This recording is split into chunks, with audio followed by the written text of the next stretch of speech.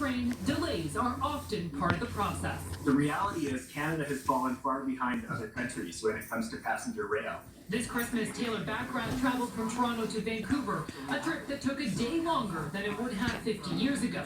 The NDP's transport critic says that's because passenger trains don't have priority over freight trains, a fact his new private members bill aims to change. If we had passenger priority, the trip would take less time, and Via Rail would be able to maintain a reliable schedule. Via Rail operates on 12,000 kilometers of tracks, but it owns just 3%.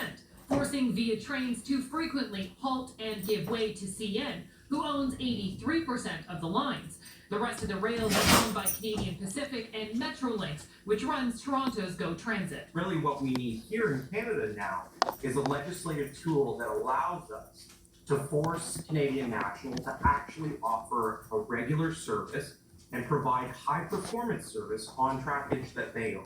Via Rail has asked Parliament to follow the Americans who passed a law decades ago, giving their national railway Amtrak priority over freight. We don't own the infrastructure, so we have very few levers that we can use. But those in the shipping and freight industries say demand is growing so much that giving power to passenger trains is a risk to the supply chain. The supply chain has had its issues with delivery times and capacity issues.